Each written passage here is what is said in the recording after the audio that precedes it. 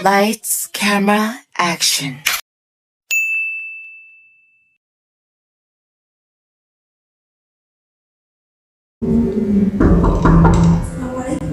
Waalaikumsalam. Miss sudah ketika saya masuk. Monggo nggih, monggo.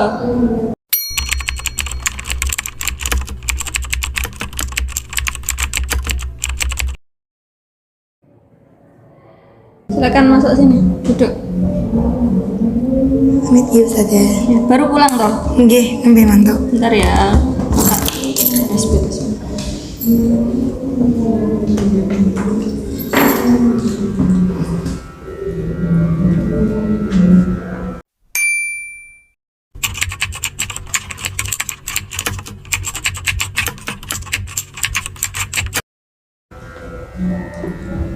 Tadi ujiannya selesai jam berapa?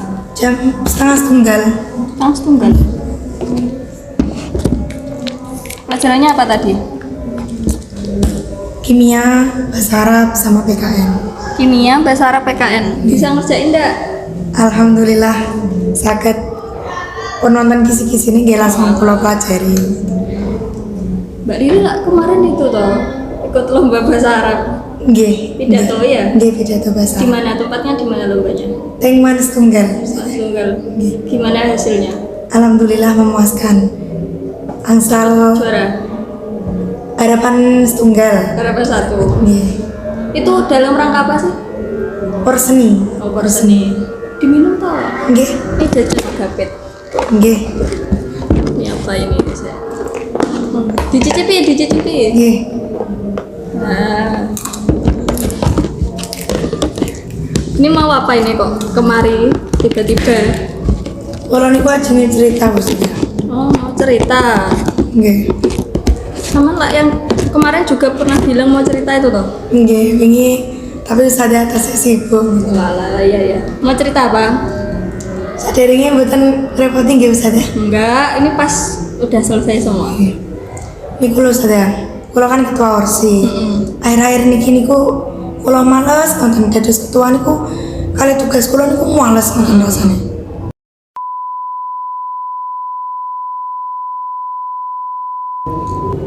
Ini sebelum dilanjut ya, tak kasih tahu dulu. Nah, ini yang kita lakukan sekarang ini kan namanya konseling ya. Kalau Mbak Riri benar-benar ingin bercerita leluasa, maka saya anggap kita masuk dalam sesi konseling. Nah, sesi konseling itu sebuah sesi yang mana nanti kita akan bersama-sama mencari solusi dari permasalahannya Mbak Lili. Jadi bukan saya yang ngasih solusi ke sampean, tapi kita sama-sama.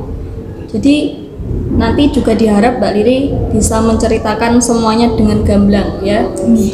Soalnya dalam BK itu ada yang namanya asas kerahasiaan, yang mana dijamin pokoknya ketika sampean cerita nggak akan dibocorkan kemana-mana. Terus dijamin kerahasiaannya itu udah dijamin. Dan nanti waktunya misalkan 30 menit cukup apa enggak? Insyaallah. Cukup ya. Cukup. Berarti 30 menit ya. Silakan dilanjut kalau gitu ceritanya. Tadi kan sampean sudah sempat cerita di awal tadi bahwasanya sampean merasa bahwa sekarang agak malas kalau melakukan tugas ya. Itu yang dimaksud tugas apa?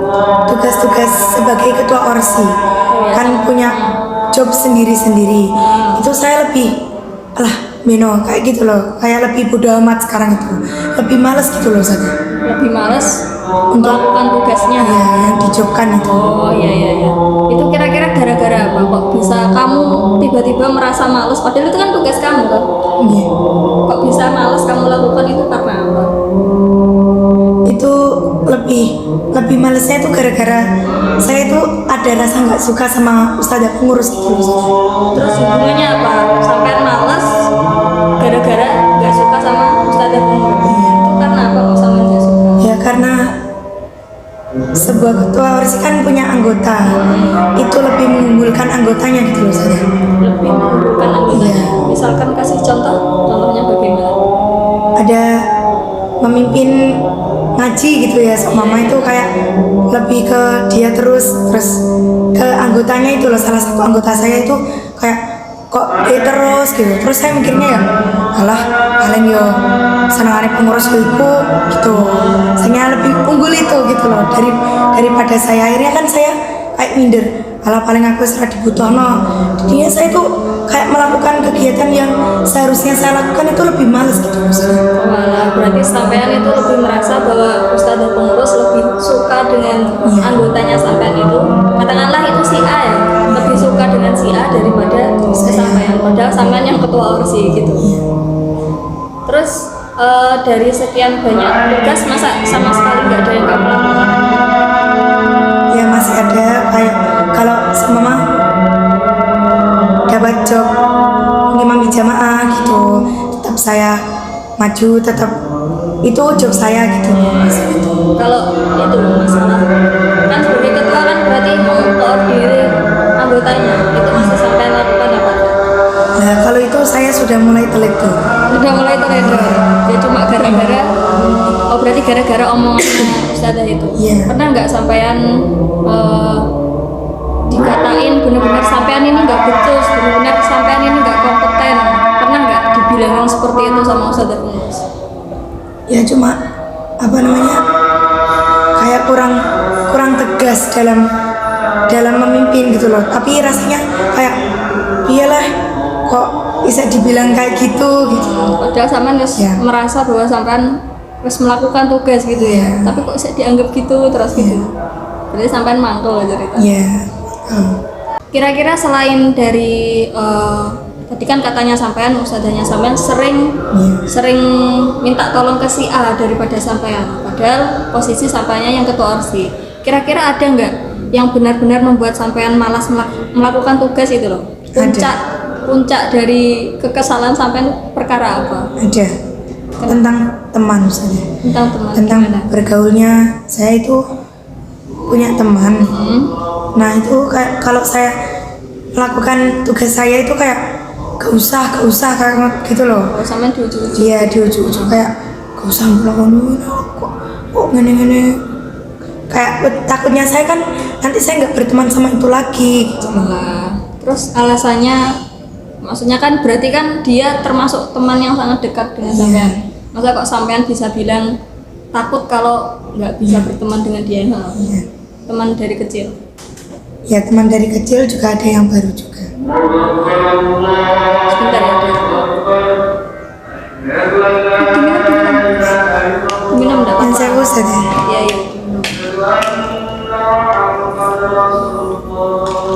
Panas ya, kipasnya mati soalnya. Nggih.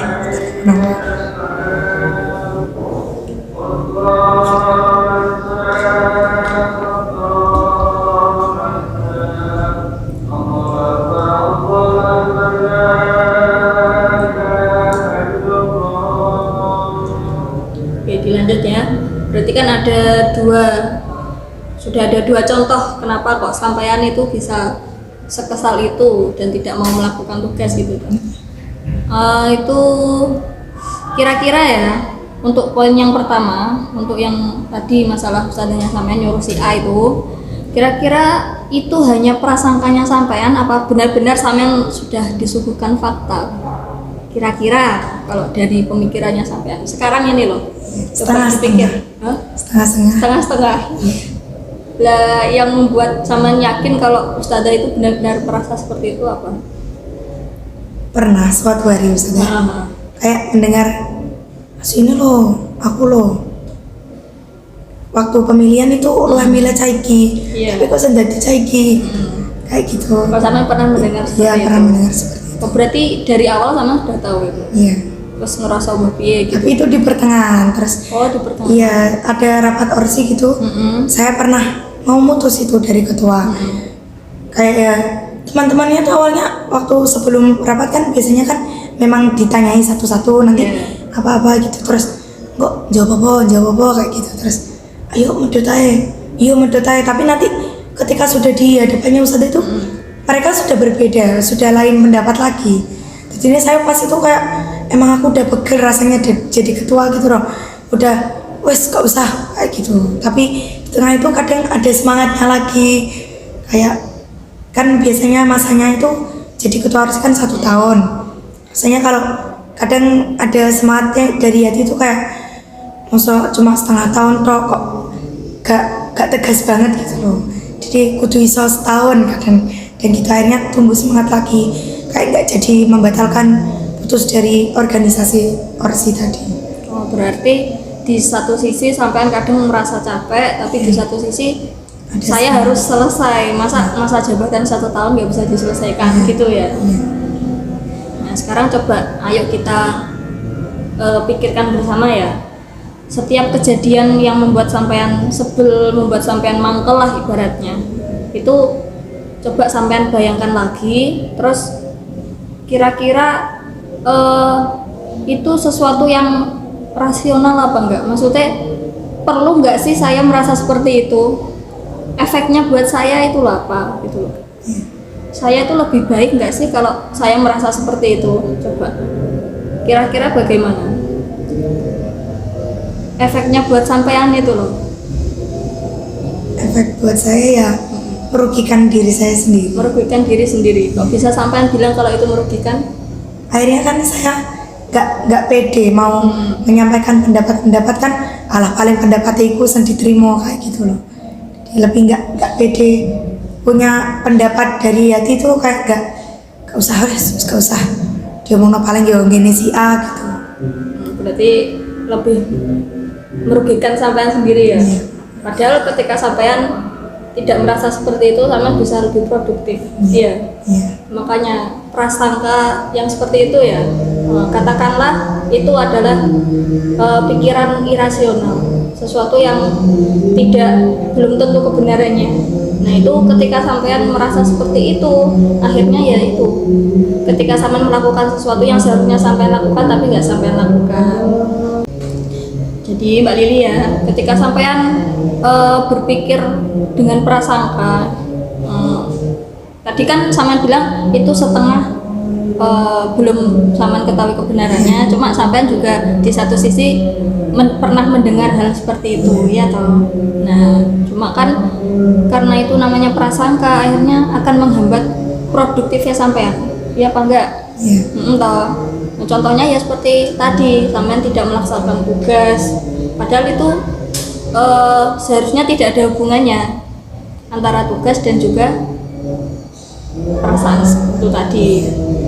Bolehlah sampean merasa marah, merasa mangkel, kasarannya kan mangkel ya sama ustadzahnya sampean. Itu nggak apa-apa. Sampean punya perasaan seperti itu kan wajar ya tau. Nggak harus orang itu bahagia terus.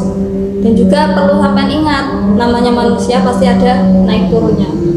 Seperti roda kehidupan kan berputar tuh. Kadang sampean di atas, kadang sampean di bawah. Sampean ngerti itu enggak? Biasanya yang cek jantung itu loh, kan ada gini-gini tau, namanya apa itu nggak tahu. Nah hidup itu kayak gitu, ketika lurus red berarti sampean mati, ya apa enggak? Ketika masih naik turun nggak jelas kayak gitu, tapi berarti tandanya sampean masih manusia hidup. Berarti itu ya Mbak Lili. Nah, kira-kira setelah ini yang akan sampean lakukan apa? Setelah sampean merefleksi diri, setelah tahu bahwa ternyata itu juga nggak ada gunanya buat sampean, ya cuma merusak pikirannya sampean, merusak kerjanya sampean. Kira-kira nanti ini sama yang akan sampean lakukan apa? Lebih giat lagi mungkin dari segi kayak ngobrol teman-teman, kayak omongannya Ustazah itu jangan dimasukkan ke hati. Kayak yang seperti itu kan malah merugikan saya sendiri. Jadi yang diambil dari Ustazahnya ya yang positif-positif aja, kayak yang kadang kan Ustazah juga menyemangati saya sebagai ketua orsi. Itu saja mungkin yang seharusnya saya pikirkan itu yang positif-positif saja. Ya, mungkin juga karena omongan teman apa Ya, itulah. Sudah bagus. Berarti Mbak Lili kan sudah tahu seharusnya apa yang dilakukan seperti apa, sudah paham ya. Pokoknya sampean juga yang semangat, dimanfaatkan sebaik mungkin mumpung sampean masih jadi ketua orsi toh. Kurang berapa bulan berarti? Kurang Setengah semester ya? setengah semester. Ini kan habis baru liburan kemarin. Setengah semester, ayo kita perbaiki gimana caranya yang kejadian yang lalu-lalu tidak terulang lagi di semester ini, gitu ya. Sudah cukup? Apa ada lagi yang perlu diceritakan? Sampun Ustazah. Ketika nanti sampean masih butuh bantuan, merasa gimana lagi, nanti langsung ke saya aja ya. Pokoknya bertahap. Jangan langsung ketika sampean ingin merubah, kan yang perlu sampean lakukan adalah merubah pikirannya sampean tadi itu loh, prasangkanya itu dikurangi. Ketika sampean sudah bisa, nanti insya Allah juga enak ketika menjalankan tugas, ketika itulah ngebrai kancane, nanti sudah enak itu ya. Tapi mau Ustazah, kalau ada teman yang berusaha mempengaruhi pikiran kita, itu kita bikin hati kita lebih kayak bodo amat ke bicaranya teman itu, ya gimana Ustazah caranya? Biar bodo amat dengan omongannya teman itu yang tadi. mempengaruhi kejelekan gitu loh. Yang mempengaruhi, yang misalkan ujuk-ujuk tadi itu kan. Itu tergantung sampainya sendiri sebenarnya. Dan itu kalau menurut saya sih butuh latihan. Nggak bisa ketika sampean seperti diomong-omongi kayak gitu langsung sekuat baja misalkan. Emang di awal harus banyak latihan. Paling nggak satu kali omongan kadang bisa ketot, tapi nanti yang kedua kalinya nggak akan saya ulangi lagi, seperti itu loh. Harus belajar dan juga harus ada tekad dari sampean sendiri.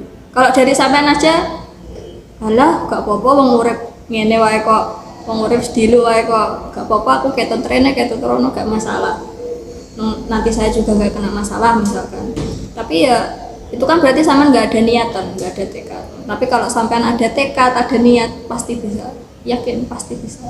Jadi sedikit demi sedikit. Ya, sedikit demi sedikit. Kan proses nggak ada yang instan, itu nggak ada. Kalau mie lemonilo itu instan. Kalau proses belajar menuju ke arah yang lebih baik nggak ada yang namanya instan. Ya toh? Dicoba, dilatih. Sudah? Sudah. Nampun. Mau jajan lagi? Sama tadi belum ngambil ini toh. Iya nih. Udah ngambil. Lagi ceping gitu Ustazah. Enak loh ini. Dia renyah. Padahal dulu gapet itu tipis itu. Apa dari dulu ada tuh? Saya nggak tahu soalnya. Kapet.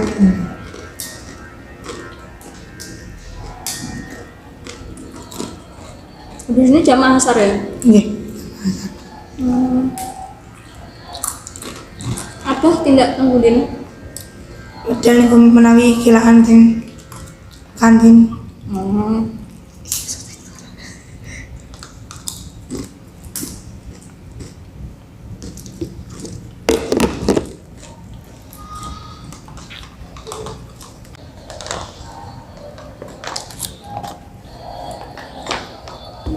Sudah, kalau gitu sampai ingat-ingat tadi, alhamdulillah juga sudah selesai ya prosesnya kita.